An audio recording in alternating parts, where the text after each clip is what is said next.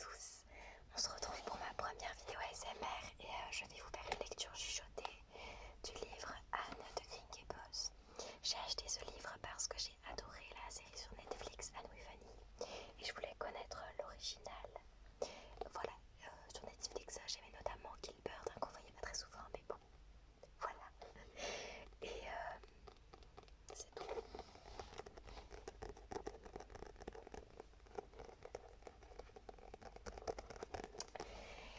Et ce qui m'a donné envie de faire principalement des lectures chuchotées, c'est la chaîne La Fée des mots ASMR. Donc si je reprends ces codes et tout ça, ne vous étonnez pas, j'adore cette chaîne. Et notamment les lectures chuchotées.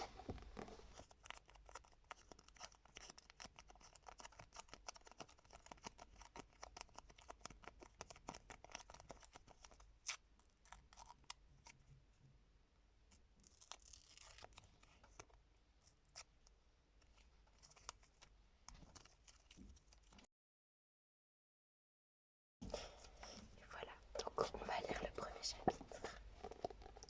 Voilà, je voulais vous faire une petite présentation et puis maintenant je vais laisser l'écran noir pendant la lecture. Voilà, j'espère que vous aimerez bien. Ah, bisous. Alors, le premier chapitre s'intitule Madame Rachel Lynde est étonnée. Chapitre 1. Madame Rachel Lynde est étonnée. Madame Rachel Lynde habitait à l'endroit précis où la route principale d'Avonlea plongeait dans un petit vallon planté d'aulnes et de fuchsia et traversé d'un ruisseau qui prenait sa source dans les bosquets de la vieille propriété des Cusbert. Il était connu pour ses méandres impétueux au début de sa course à travers bois et ses sombres secrets de trous d'eau et de cascades, mais une fois arrivé au vallon des Lindes, ce n'était plus qu'un ruisselet paisible et parfaitement discipliné, car même un cours d'eau n'aurait pu passer devant la porte de Madame Rachel Lynde, sans égard pour la bienséance et les bonnes manières. Sans doute avait-il conscience qu'elle était là, assise derrière sa fenêtre, l'œil attentif à tout ce qui défilait, enfants et ruisseaux, et que si elle remarquait la moindre chose étrange ou déplacée, elle ne trouverait pas le repos avant d'avoir découvert le pourquoi et le comment. Bien des gens sont capables, à Avonlea comme ailleurs, de surveiller de près les affaires de leurs voisins, à force de négliger les leurs. Mais Madame Rachel Lynde était de ces habiles créatures capables de s'occuper de leurs propres affaires sans négliger celles des autres.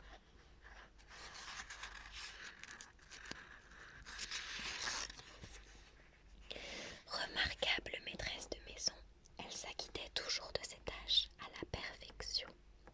Elle dirigeait le cercle de couture, participait à l'organisation du catéchisme et était le pilier du comité d'entraide de son église et de la collecte pour les missions étrangères.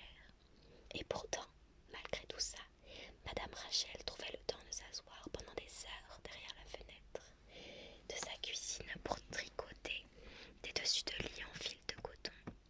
Elle en avait déjà confectionné 16, ainsi que le répétaient avec admiration les ménagères du village, et de surveiller la route qui, au-delà du vallon, remontait à la colline rouge et escarpée.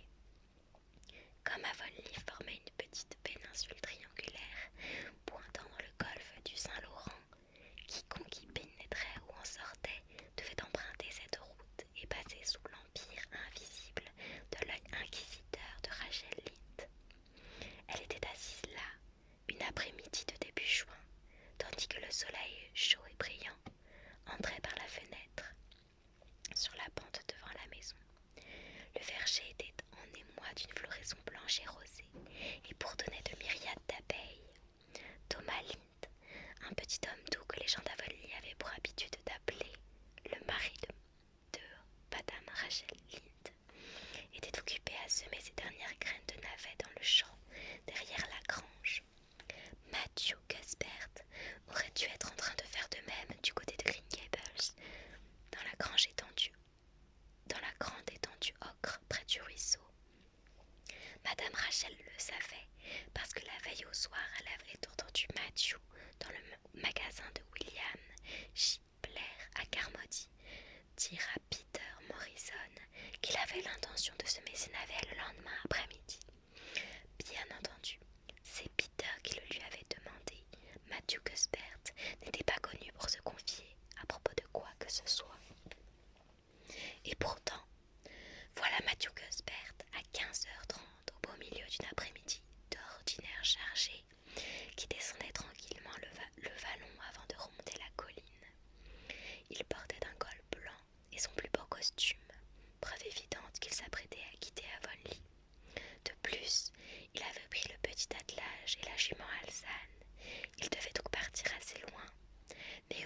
Cuthbert pouvait-il bien se rendre, et qu'allait-il y faire? S'il s'était agi de n'importe qui d'autre à Avonlea, Madame Rachel, par d'ingénieux rapprochements, aurait pu fournir une réponse assez précise à ces deux questions. Mais Matthew quittait si rarement Green Gables que ce qui l'y forçait aujourd'hui devait être aussi inhabituel qu'impératif. C'était l'homme le plus timide au monde, et il détestait se trouver au milieu d'étrangers ou dans des lieux où il aurait à engager la conversation. Matthew, habillé avec un col blanc et conduisant son attelage, c'était une chose rare. Madame Rachel eut beau se creuser la tête, elle ne parvint à trouver aucune explication, ce qui cacha la quiétude de son après-midi. Après le thé, je passerai à Green Gables et essaierai de savoir auprès de Marilla où il est allé et pourquoi, conclut la respectable dame. Généralement, il ne va pas en ville à cette période de l'année, et il ne rend jamais visite à personne. S'il manquait de semences, il n'aurait pas pris l'attelage, encore moins habillé comme il l'était, et s'il allait chercher le docteur, il aurait conduit plus vite. Pourtant, il a bien dû se passer quelque chose depuis hier soir pour qu'il prenne la route. Quel casse-tête! Je ne serais pas tranquille avant de savoir ce qui l'a poussé à quitter Avonlea aujourd'hui. Comme prévu, Madame Rachel partit après le thé. Elle n'avait pas beaucoup de chemin à faire. La grande maison biscornue et entourée de vergers où vivaient les Cuthbert se trouvait à peine à quelques centaines de mètres du vallon des Lindes. Certes, la longue allée rallongeait considérablement le trajet. Quand il avait fondé son domaine, le père de Matthew, aussi timide et silencieux que son fils l'était devenu, s'était éloigné de ses semblables autant qu'il avait pu, sans pour autant finir dans les bois. Il avait bâti Green Gables aux confins du terrain qu'il avait défriché et, aujourd'hui encore, la maison était à peine visible depuis la route principale où se côtoyaient toutes les autres demeures d'Avonlea. Mais Madame Rachel Lynde n'appelait pas ça vivre que d'habiter dans un endroit pareil. Séjourner tout au plus, voilà ce que c'est, se disait-elle en remontant l'allée herbeuse aux ornières profondes, bordées de buissons de rosiers sauvages. Pas étonnant que Matthew et Marilla soient un peu bizarres à force de rester à l'écart, comme ça. Les arbres ne tiennent pas compagnie, et pourtant, Dieu sait qu'ils sont nombreux ici. Je préférerais avoir du monde autour de moi, mais ça n'a pas l'air de les déranger. Je suppose qu'ils se sont habitués. Après tout, on peut s'habituer à tout, même à être pendu, comme disent les Irlandais. Sur ce, Madame Rachel quitta l'allée pour rejoindre la cour verdoyante, propre et nette de Green Gables. D'un côté, elle était cernée de grands saules autoritaires, et de l'autre, de peupliers collets montés. Pas un seul bout de bois ou caillou égaré, s'il y en avait eu. Madame Rachel n'aurait pas manqué de les voir. Elle était certaine que Marilla balayait cette cour aussi souvent que sa maison. On aurait pu manger par terre sans avaler la moindre poussière. Madame Rachel frappa vigoureusement à la porte de la cuisine et entra quand on l'y eut invitée. La cuisine de Green Gables était une pièce agréable, du moins elle aurait pu l'être si elle n'avait pas été si excessivement propre, au point de lui donner cette apparence qu'ont les endroits qui ne servent jamais. Ses fenêtres s'ouvraient sur l'est et sur l'ouest. Par celle à l'ouest, donnant sur la cour, entraient à flot les rayons d'un doux soleil de juin.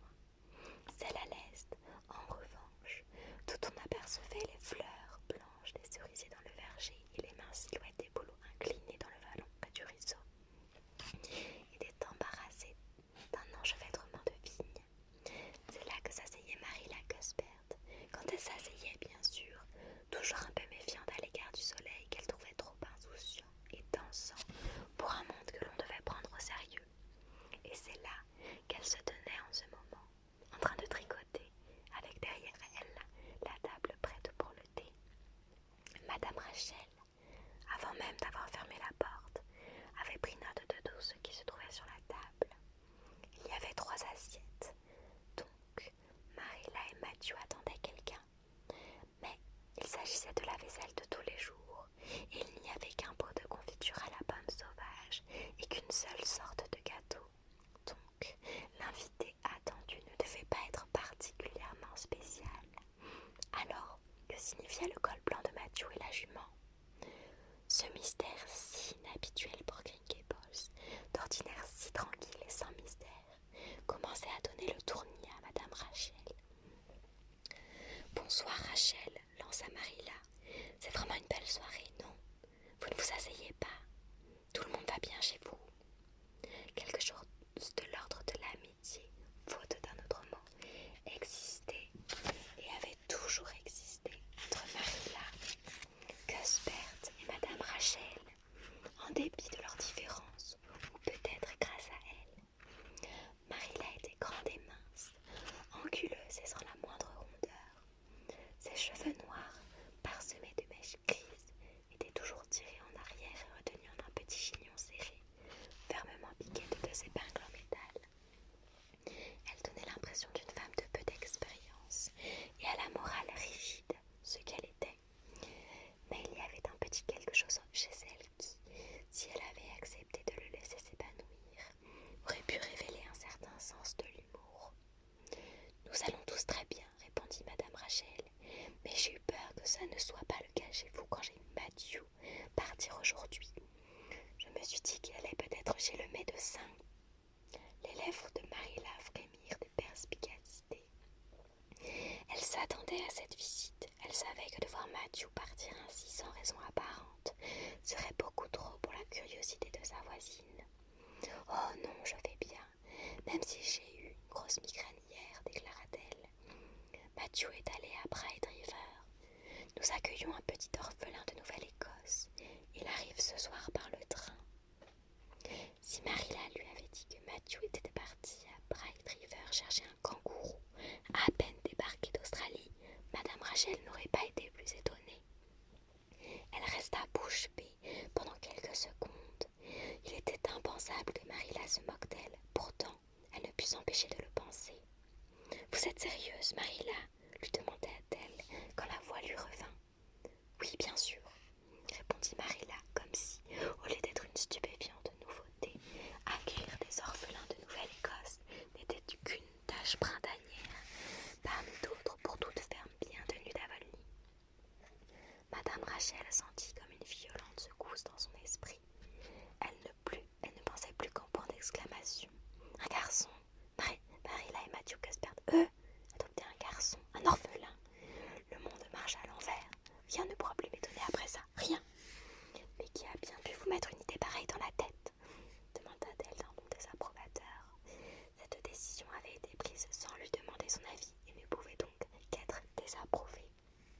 Eh bien, nous y pensons depuis un moment. Tout l'hiver en vérité, répliqua Marilla.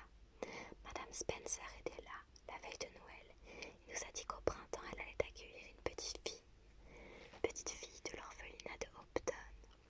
Sa cousine vit là-bas et a donné à Madame Spencer tous les renseignements nécessaires. Matthew et moi en avons discuté, beaucoup discuté, et nous nous sommes dit que nous allions faire venir un garçon. Matthew ne rajeunit pas, vous savez, il a 60 ans, et il n'est plus aussi vigoureux qu'autrefois. Son cœur l'inquiète beaucoup, et vous savez comme il est difficile de trouver quelqu'un pour aider au champ. Il n'y a plus que ces stupides petits Français, des demi-portions. Dès que vous en tenez un à qui vous avez su apprendre quelque chose, il vous quitte soit pour travailler dans les conserveries de homards, soit pour les États-Unis.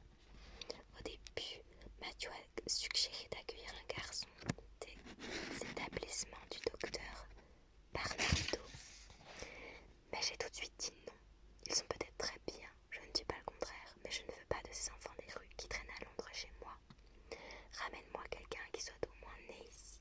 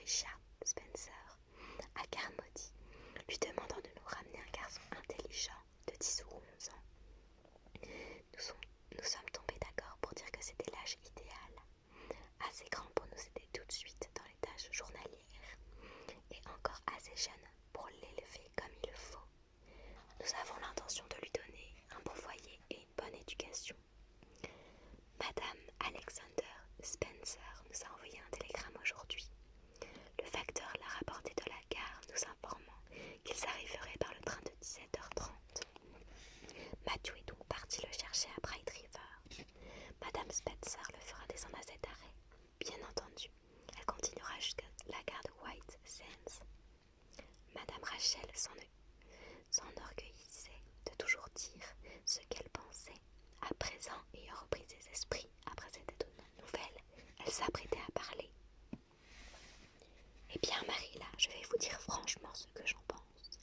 C'est une décision tout à fait stupide et même risquée. Voilà. Vous ne savez pas sur quoi vous allez tomber.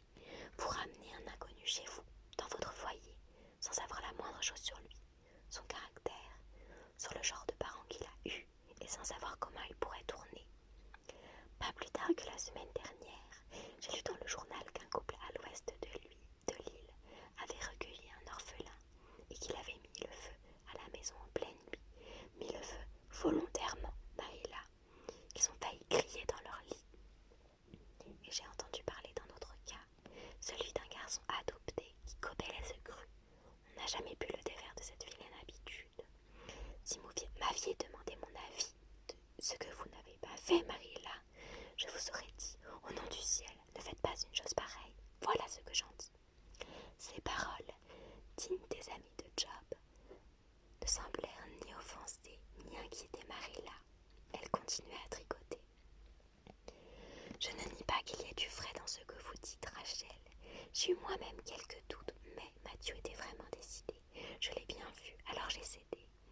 C'est si rare qu'il se décide pour quoi que ce soit. Alors, quand ça arrive, je me sens obligée d'accepter.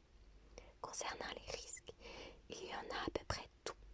Ce que l'homme entreprend dans ce monde, si on va par là, il est tout aussi risqué d'avoir des enfants à soi. Ils ne suivent pas toujours le droit chemin. Et puis, la Nouvelle-Écosse est tout près d'ici. Ce n'est pas comme si on le faisait venir d'Angleterre ou des États-Unis. Il ne peut pas être si différent de nous. J'espère quand même que tout se passera bien, dit Madame Rachel sur un ton qui trahissait clairement sa douloureuse inquiétude. Seulement, vous ne pourrez pas dire que je ne vous ai pas prévenu s'il met le feu à Green Gables ou s'il verse de la strychnine dans le puits. J'ai entendu dire qu'un orphelin du Nouveau-Brunswick l'avait fait et que la famille tout entière était morte dans d'atroces souffrances. Bon, c'est vrai que dans ce cas-là, il s'agissait d'une petite fille. Eh bien, ce n'est pas une petite fille que nous allons avoir, dit Marilla, comme si empoisonner les puits était une spécificité strictement féminine qu'on ne pouvait donc redouter d'un garçon. Je ne m'imagine vraiment pas accueillir une fille. Je me demande comment fait Madame Spencer. Mais après tout, elle serait capable d'adopter tout un orphelinat si ça lui passait par la tête. Madame Rachel serait volontiers restée jusqu'à l'arrivée de Matthew avec son orphelin sous le bras. Mais, en songeant aux 2 bonnes heures d'attente, elle se dit qu'elle ferait mieux d'aller chez Robert Bell au bout de la route pour annoncer la nouvelle. Ça allait sans doute faire sensation, et Madame Rachel adorait faire sensation. Elle se retira donc, au grand soulagement de Marilla qui sentait ses craintes et ses doutes refaire surface sous l'influence du pessimisme de sa voisine. On aura tout vu, s'exclama Madame Rachel quand elle fut assez loin dans l'allée. J'ai vraiment l'impression de rêver, mais c'est pour ce pauvre petit que je suis désolée. Matthew et Marilla ne connaissent rien aux enfants et ils attendent de lui qu'il en soit aussi malin et calme que son grand-père, s'il n'en a jamais eu un, ce dont je doute. Rien que l'idée d'un enfant à Grinkelbus est étrange. Il n'y en a jamais eu, puisque Matthew et Marilla étaient déjà grands quand la maison a été